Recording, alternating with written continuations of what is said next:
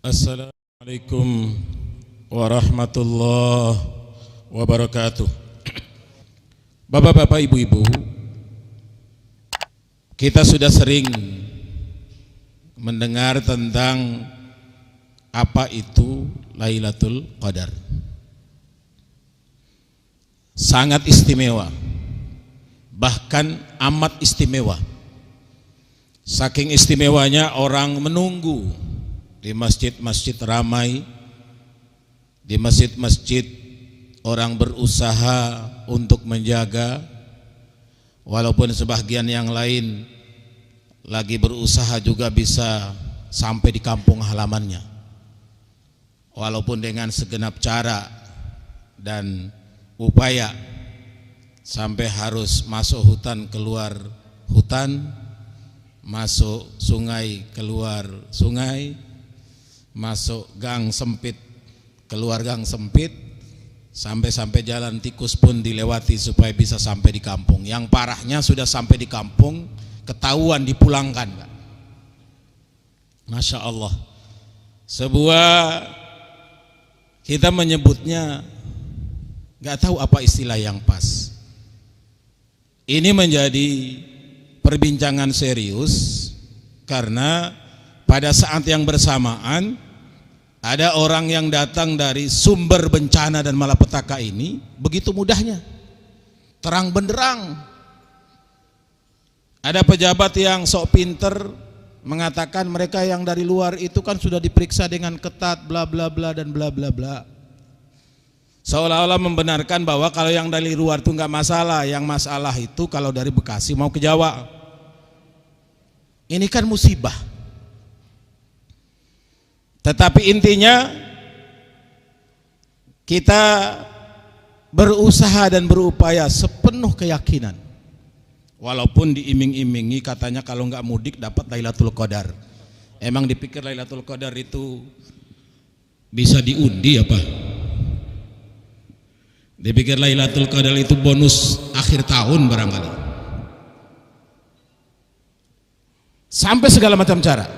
Yang lebih parah, yang lagi ramai sekarang itu adalah Bipang. Ada yang mengatakan, oh bukan Bipang tapi Jipang. Wong jelas ngomongnya Bipang dari Kalimantan. Bipang dari Kalimantan itu cuma satu, babi panggang. Dan yang mudik nggak mungkin makan babi. Tapi itu dipromosikan, dan dipromosikan oleh orang nomor satu di negeri ini. Kan luar biasa. Kita disuruh tidak mudik supaya dapat Lailatul Qadar, ternyata disuruh pesan Bipang. Inna lillahi wa inna ilaihi raji'un.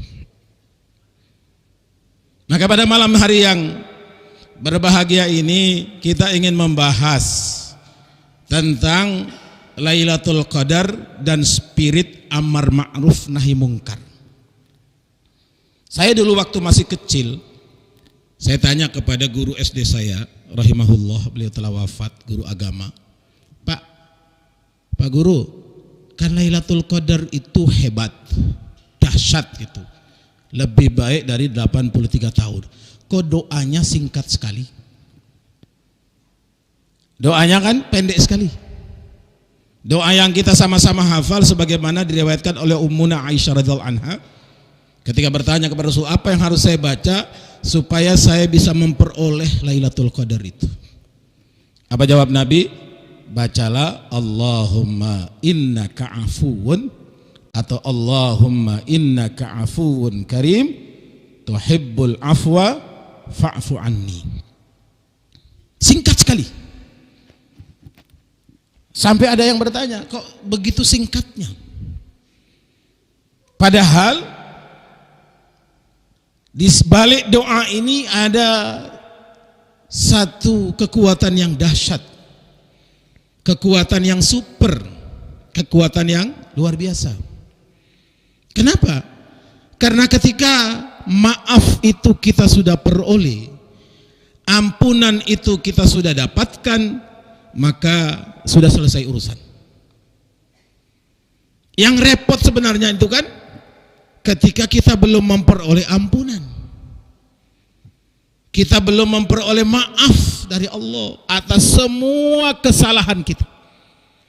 Atas begitu banyaknya dosa yang kita lakukan, baik sengaja maupun yang tak sengaja. Baik yang sadar dan terang-terangan maupun yang sembunyi dan kita tidak sadari. Bahwa semua itu butuh ampunan. Dan dalam perjalanan hidup kita, dalam perjalanan waktu kita yang singkat di dunia yang fana ini, kita sangat membutuhkan ampunan itu. Inilah yang kemudian menjadi energi, inilah yang kemudian menjadi power untuk kita melaksanakan tugas kita selaku Abdullah, selaku hamba Allah sekaligus khalifahnya. Karena kita perhatikan bagaimana mungkin kita bisa diam terhadap begitu terang benderangnya kezaliman. Bagaimana mungkin kita bisa merasa nyaman-nyaman saja ketika kezaliman sudah terbungkus dengan secara struktur masif dan sangat terasa sekali dalam kehidupan kita. Kalaulah Nabi SAW ketika melihat ada seorang berdoa, angkat tangannya tinggi-tinggi. Dia berdoa, bermohon kepada Allah. Dia minta ampunan dari Allah. Dia berharap dari Allah Subhanahu wa taala. Sampai Nabi mengatakan, kaifa yustajaba doa? Gimana mungkin Allah itu mau mengabulkan doanya? Gimana mungkin Allah menerima doanya? Gimana mungkin Allah memenuhi doanya? Bagaimana mungkin Allah menjawab doanya sementara yang dimakan haram, yang diminum haram, yang dipakai haram? Itu baru menyangkut urusan personal. Urusan kita sendiri, orang per orang. Kata Nabi, kaifa yustajaba doa? Gimana mungkin Allah mau menerima doanya? Apatah lagi kalau itu menyangkut tentang kesolehan sosial kita, menyangkut tentang peran kekhalifahan kita. Ini gak mungkin main-main. Kalau perkara sederhana, boleh kita sebut, maaf, mengurus anak yatim, mengurus orang miskin, disebut oleh Al-Quran sebagai pendusta agama. Ara'aital ladzi yukadzibu biddin. Tahukah siapa pendusta agama itu? Fadzalikal ladzi yad'ul yatim wa la yahuddu ala ta'amil miskin fawailul lil musallin ila akhir ayat. Bayangkan perkara sosial, perkara yang mungkin kita anggap remeh-temeh. Kata Al-Quran, tahukah siapa pendusta agama itu? Pendusta agama itu apa? Fadzalikal ladzi yad'ul yatim. Ketika seseorang tidak peduli dengan anak yatim, yang ukurannya cuma seorang dengan orang lain. Bagaimana kalau itu yang terjadi adalah sekelompok orang pada kelompok yang lain? Bagaimana itu terjadi kalau kepada negara, kepada rakyatnya?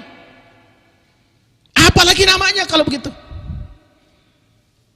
Kita lihat bagaimana di dalam surah Al-Qamar. Kalau kita baca di Asbabul Wurud, di Asbabun Nuzul, surah Al-Qamar, surah 54.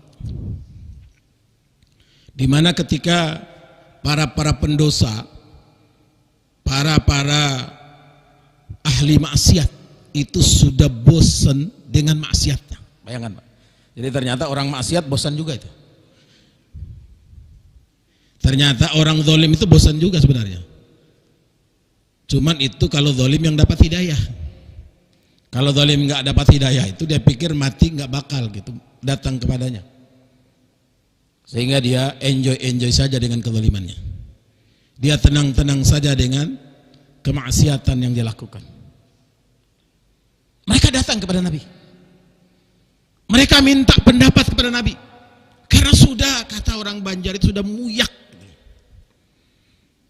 Apa bahasa Betawinya itu?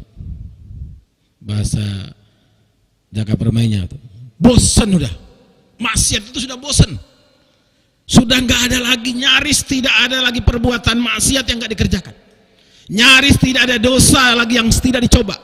Nyaris tidak ada kezaliman yang tidak dilakukan. Mereka sudah bosan dengan semuanya. Sampai-sampai nanya kepada Rasul, ya Rasulullah, apa iya? Apa mungkin Allah masih mengampuni kami? Apa mungkin Allah masih menurunkan ampunan kepada kami? Allah masih memberi ampunan kepada kami? Nabi nggak jawab. Nabi masih diam. Karena Nabi menunggu isyarat dari Allah.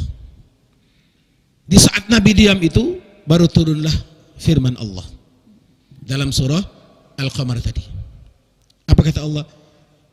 Qul ya ibadiyalladzina asrafu ala anfusihim la taqnatu min rahmatillah innallaha yaghfirudz dzunuba jami'a innahu huwal ghafurur rahim. Ini menarik karena di Quran itu ayat yang seperti ini cuma satu ini, di mana Allah memanggil para ahli maksiat, para ahli kezaliman, para ahli mungkarat dengan sebutan wahai hamba-hambaku. Jadi Allah perintahkan kepada Rasulullah, kul, hai Nabi, ya Rasul, sampaikan, kasih tahu mereka. Apa yang perlu kasih tahu? Ya ibadiyalladzina asrafu ala anfusihim, wahai hamba-hambaku yang sudah kelewat batas, wahai hamba-hambaku yang sudah keterlaluan, wahai hamba-hambaku yang tadinya bangga dengan kezalimannya, bangga dengan kemungkarannya, bangga dengan kemusyrikannya, bangga dengan kemaksiatannya. Apa kata Allah? La taqnatu min rahmatillah. Jangan putus asa dengan rahmat Allah. Allahu Akbar. Masya Allah. Ini luar biasa.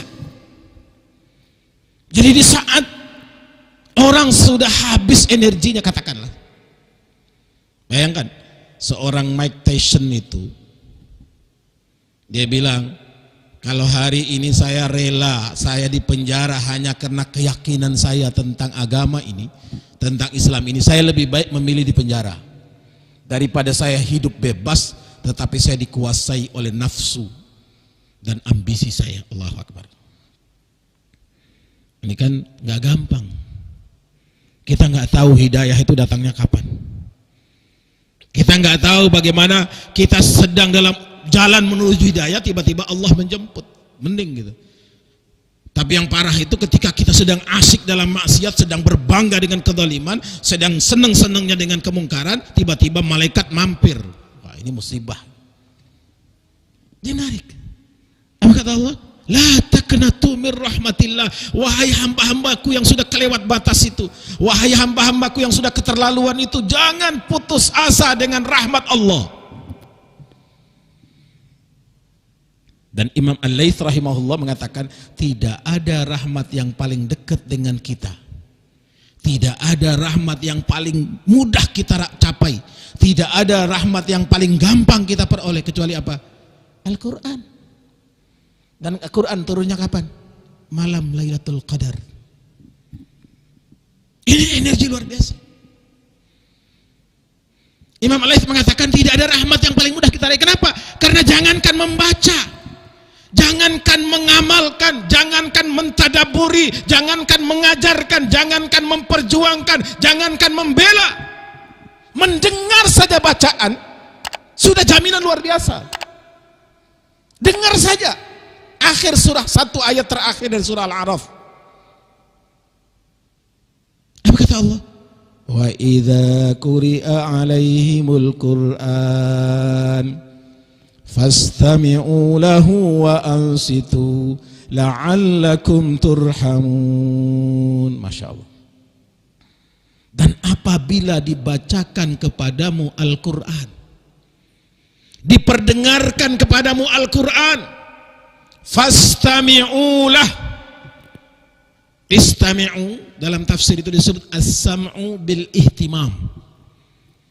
Jadi kalau istami'u maknanya as-sam'u bil ihtimam, mendengar dengan perhatian, menyimak.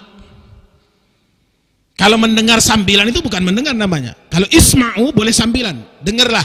Boleh sambil ini, boleh sambil itu. Tapi kalau istami'u itu mendengar dengan penuh perhatian. Apalagi Allah melanjutkan ayatnya. Wa ansitu, diam. Kita sholat kan nggak ngapa-ngapain, dengar dibacakan ayat. Apalagi imam kayak imam kita ini. Ini suaranya mirip Syekh Bandar Balila, Imam Masjidil Haram, imam termuda di Masjidil Haram, itu namanya Syekh Bandar Balila. Masya Allah. Dengar saja, menyimak saja bacaannya. La'allakum turhamun. Dan Imam Al-Laits mengatakan fala'allahuna wajibun lillah. Dan la'alla di situ maknanya bukan supaya, bukan agar, enggak. Bukan seolah-olah, tetapi wajibun lillah, wajib bagi Allah. Pasti dari Allah. Apa? Allah sediakan rahmat. Tapi rahmat itu bukan dikasih gratis. Rahmat itu bukan dikasih kemudian dengan ukuran. Sebagaimana kata Nabi sallallahu alaihi wasallam, la aqulu alif lam mim harf, walakin alifun harf, lamun harf, wa mimun harf. Saya tidak menyatakan bahwa alif lam mim itu satu huruf, tapi alif satu huruf, lam satu huruf, mim satu huruf. Walikulli harfin asyru hasanat. Tetapi yang kita tahu bahwa Quran itu tidak diturunkan oleh Allah buat sekedar kita ngumpulin pahala.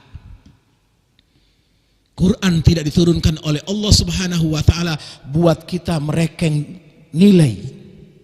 Bukan menghitung poin. Tetapi Al-Quran menjadi pedoman untuk kehidupan kita. Al-Quran menjadi arahan kita. Al-Quran menjadi guidance dalam hidup kita. Dan ini energi. Maka ketika orang memperoleh Lailatul Qadar, kemudian dia diam malam kemungkaran, berarti Lailatul Qadarnya gagal. Atau dia yang tidak mampu memanfaatkan anugerah Lailatul Qadar yang diberikan oleh Allah.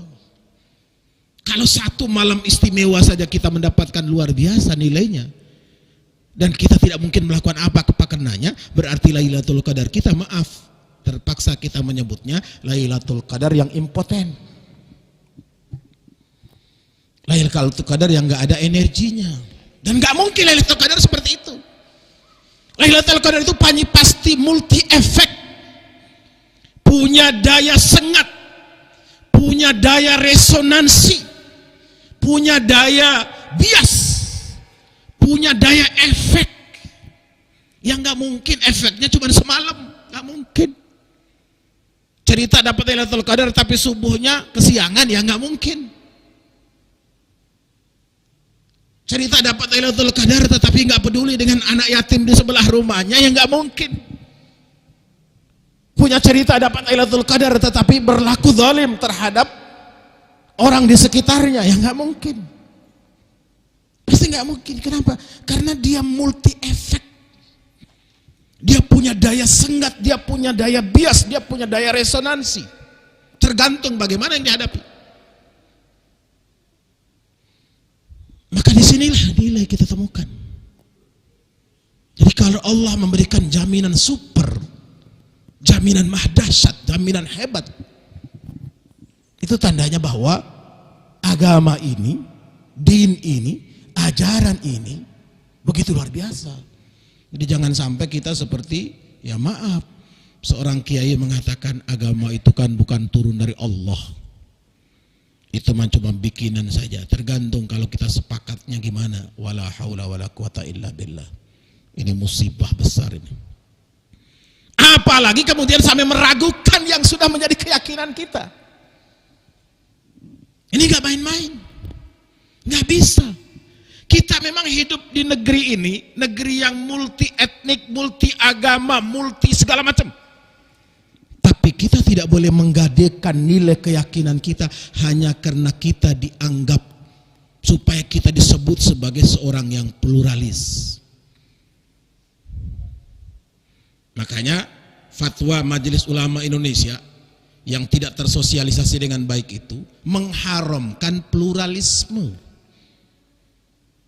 Yang diharamkan pluralisme, bukan pluralitas. Kalau pluralitas itu memang given for Allah, sudah karunia Allah. Inna khalaqnakum min dzakarin wa untha wa ja'alnakum syu'uban wa qabail. Itu anugerah Allah. Bahwa kita ini multi etnik, multi negara, multi model, warna kulit, suku bangsa, kabilah, itu anugerah Allah. Pluralitas itu anugerah Allah, tapi pluralisme bukan anugerah Allah. Itu faham yang salah, faham yang nggak benar. Kalau orang masuk gereja, ya nggak masalah. Kalau yang masuk gereja tukang, ya nggak masalah. Dia memang lagi melakukan pekerjaannya. Yang masuk gereja itu tukang periksa IMB, ya nggak persoalan.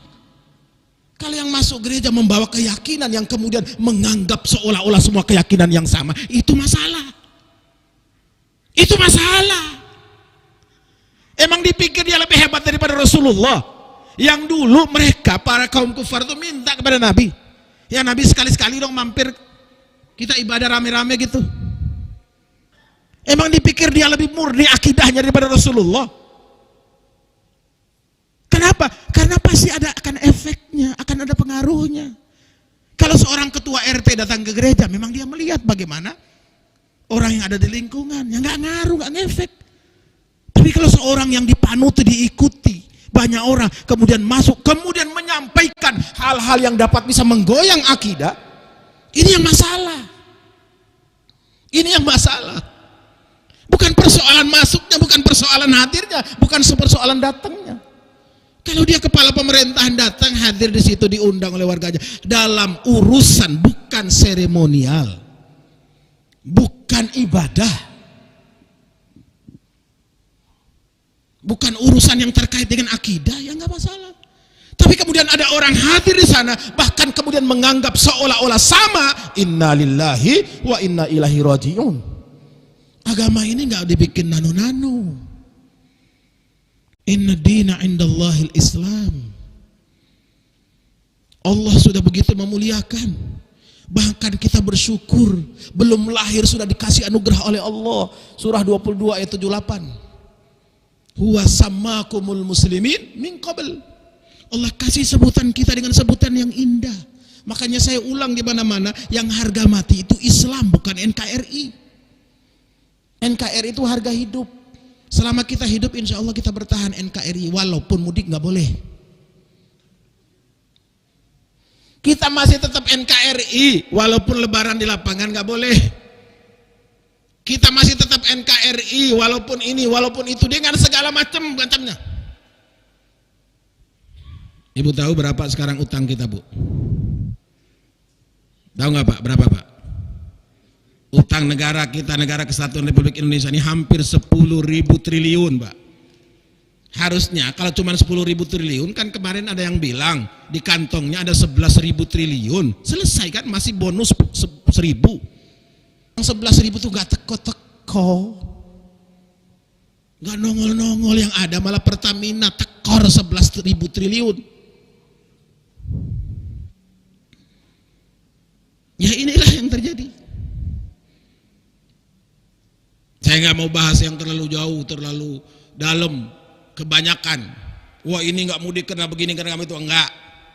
Yang nyata di depan mata kita bahwa ada orang dilarang mudik, tapi ada orang dibolehkan masuk.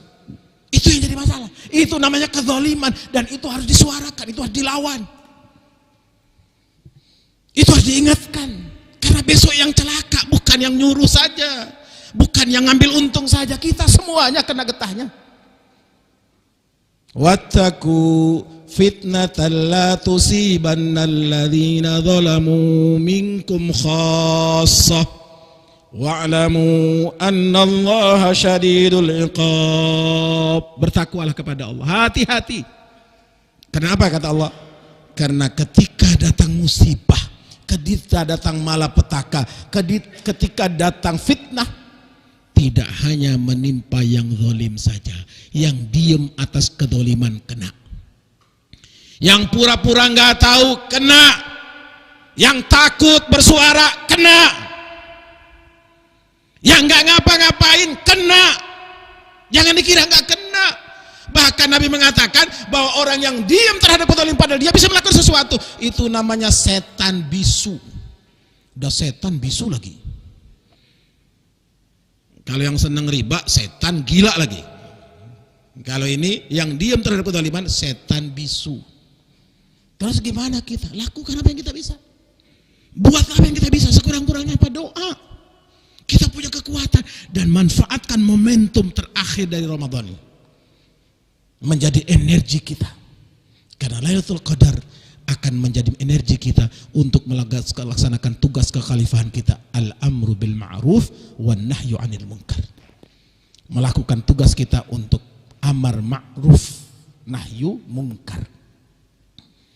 Amar ma'ruf kalau kita kaji lebih dalam bukan sekedar ngajak orang baik, enggak, tapi perintah kepada sesuatu yang ma'ruf. Kalau ngajak orang sholat biasa itu, Pak.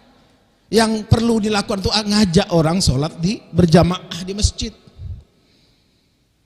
ngajak orang untuk melakukan yang terbaik, merintahkan orang, menggiring orang, mendorong orang.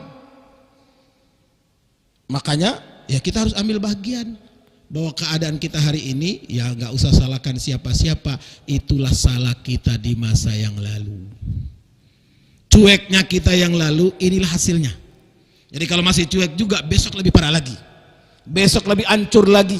Dan tidak hanya sampai di situ, besok di akhirat kita akan dituntut oleh anak cucu kita. Ya Allah, orang tua kami, tokoh-tokoh kami, pembesar-pembesar kami, guru-guru kami, ustadz-ustadz kami, pejabat-pejabat kami yang dulu gara-gara mereka kami jadi begini, Allah ancam mereka 2 kali lipat. Jadi kita nggak mungkin membiarkan. Oleh karenanya, Bapak Ibu sekalian, marilah kita manfaatkan momentum dari doa yang sederhana tadi, insya Allah menjadi super power kita, menjadi energi ekstra kita, menjadi kekuatan dahsyat buat kita untuk melangkah jauh ke depan dalam rangka melaksanakan tugas dan kewajiban kita selaku hamba dan sekaligus khalifahnya di permukaan bumi ini, insya Allah. Barangkali inilah yang dapat disampaikan pada tempat dan kesempatan malam hari ini. Mudah-mudahan ada guna manfaatnya. Semua yang benar datang dari Allah dan Rasulnya, jangan ragu-ragu. Yang keliru, yang salah dari saya juga dari setan laknatullah, kita berlindung dan mohon ampun kepada Allah Subhanahu wa taala dari godaan dan jebakan setan yang terkutuk. Hadirin Allah jemaah, wassalamualaikum warahmatullahi wabarakatuh.